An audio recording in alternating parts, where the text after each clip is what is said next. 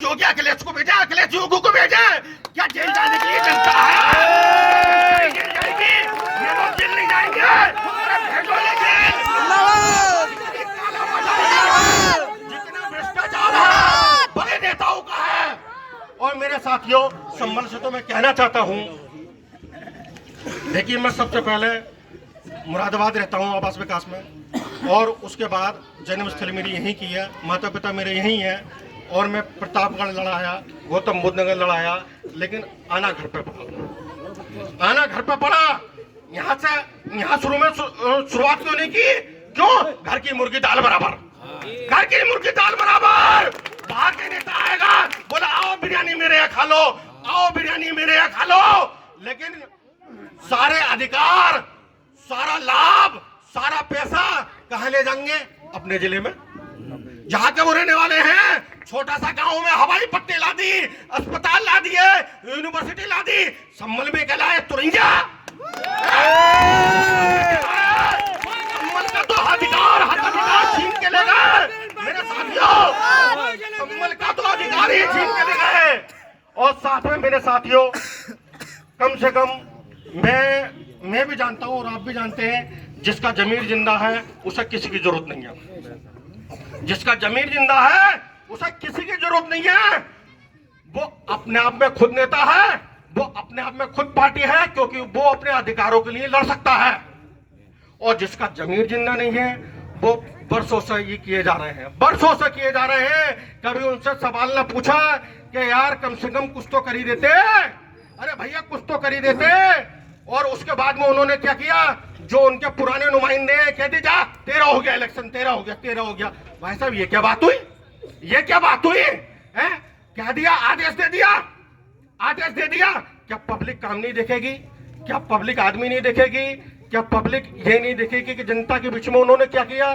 खाली एक आदेश आएगा, खाली एक आदेश आएगा, और उसके बाद में क्या करेंगे? अपने औलादों को आगे बढ़ाएंगे, अपने पोतों को आगे बढ़ाएंगे। यहां क्या दिया?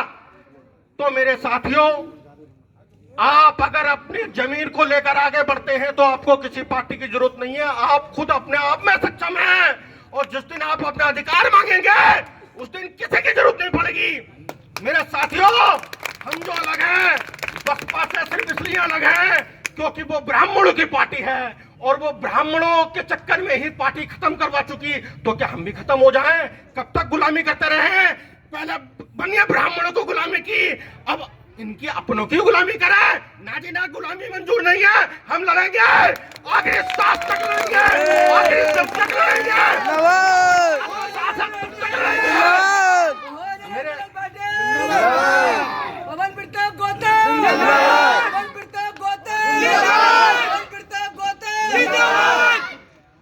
मेरे साथियों, साथ में आपने सुना होगा कि बाबा साहब की अम्बेडकर की 21 प्रतिज्ञाएं, जो प्रतिज्ञाएं उनके पीछे कितना ड्रामा हुआ है। अरविंद केजरीवाल ने अपने मंत्री को बर्खास्त कर दिया। क्या गलत बात कह दी साहब? क्या गलत बात कह दी? क्या अम्बेडकर को मानना, उनका फोटो लगाना है? उनकी प्रतिज्ञा नहीं मानोगे? अगर उन्होंने जो बात कही और जो देश में रिकॉर्ड में लिखी हुई है कि मैं ब्रह्मा विष्णु महेश को भगवान नहीं मानूंगा, मैं मूर्ति पूजा नहीं करूंगा, तो साहब ये तो बाबा साहब अम्बेडकर ने कहा है। उनका विरोध करते हैं, उनकी टक्कर पाते हैं, उनका तो लगा रहे हो फोटो, और उनकी बात कहने वालों को तुम बर्खास्त कर रहे हो। अबे कैसे नेता हो तुम? अबे कैसे खुदगर्ज नेता हो? ये कोई नेता नहीं है मेरे साथियों। ये वोट लेने को टोपी पहन लेंगे, और ये वोट लेने को राम का पट्टा डालने पहुंच जाएंगे, और कहेंगे चुनाव में कि साहब मैं एक और मंदिर बनवाऊंगा, हर मंगलवार को हनुमान चालीसा की पूजा करूंगा। अब तो एक तरफा ले लो, एक तरफा ले लो, जिधर तुम्हें रहना एक तरफा ले लो। मेरे साथियों, सबसे बड़ी बात जो आपको भी पता है, मुझे भी पता है, इस देश का राजनीति का एक ही विकल्प है, दलित और मुस्लिम।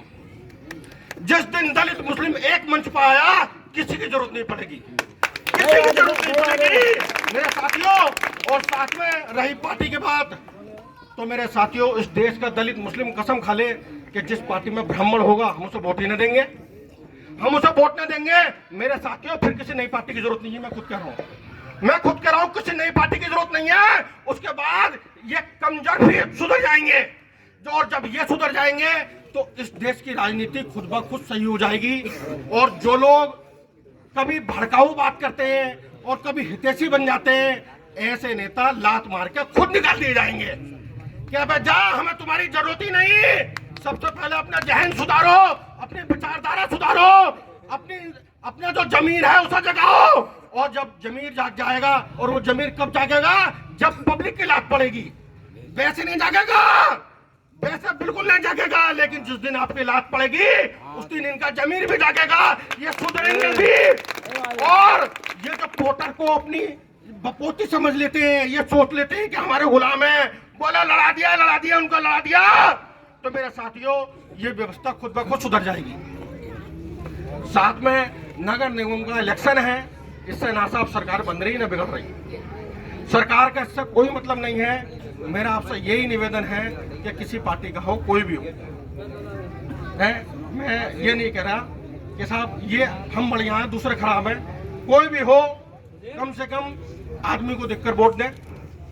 और सबसे पहले उससे ये कह दे कि ये बता भाई तू तुर्रम खा के बलबूते हैं लड़ेगा या खुद अपने बलबूते लड़ेगा। और अगर वो अपने बलबूते लड़ेगा तो वो आपके काम करवाएगा, आपके काम में आएगा, आपके लिए तैयार रहेगा। और अगर तुर्रम खा के बलबूते लड़ेगा तो वो सोचेगा कि मैं तो वहां से कहलवा दूंगा, मुझे क्या जरूरत पड़ रही है ना पूछने की। तो ये आप खुद डिसाइड कर लें कि राजनीति या इलेक्शन अपने बलबूते लड़वाओगे या तुर्रम खा के बलबूते लड़वाओगे। और साथ में मेरे साथियों, कोई भी ऐसी पार्टी ये मन बना ले जिसमें ब्राह्मण हो, उसका बहिष्कार कर दें, खुलकर बहिष्कार कर दें। जाइए, आपकी सारी राजनीतिक पार्टियां सुधर जाएंगी और ये देश उन जहर फैलाने वालों से खुद ब खुद मुक्त हो जाएगा। उनकी संख्या इतनी नहीं है कि हम पर राज कर सके मेरे साथियों, बस उसके लिए आपको खड़ा होना होगा। और जब आप खड़े होंगे तो मेरे साथियों फिर इंकलाब आएगा। और इंकलाब हमेशा छोटी सी चिंगारी से ही आता है। मेरे साथियों, कभी भी पहचान उस आदमी की नहीं होती जो पीछे खड़े हैं और लगा रहे हैं जिंदाबाद के नारे, उनका कुछ पता ही नहीं है क्यों लगा रहे हैं। हमेशा पहचान उसकी होती है जो विद्रोह करता है, जो विपक्ष में खड़ा होता है। मेरे साथियों, धारा के साथ नदी बह रही होगी तो कौन बहता है? मुर्दे। जिंदा आदमी धारा के खिलाफ बहते हैं। धारा अगर इधर बह रही है तो जिंदा आदमी इधर हाथ पर मार रहा होगा, वो कभी धारा के साथ नहीं बहेगा। और अगर धारा के साथ बह जाएगा तो समझ लीजिए वो मर गया। और हम जिंदा हैं मेरे साथियों, हम जिंदा हैं। तो दिखा दीजिए इन नेताओं को, दिखा दीजिए इन पार्टियों को कि ब्राह्मणवाद को तुम्हें छोड़ना होगा और दलित मुस्लिम का समीकरण अपनाना होगा। और मैं साथ में वादा करता हूं कि अगर बहन मायावती जी इन ब्राह्मणों को पार्टी से निकालकर और दलित मुस्लिम समीकरण पर आती है तो उस दिन पार्टी खत्म कर दूंगा। बस। जय भीम, जय भारत।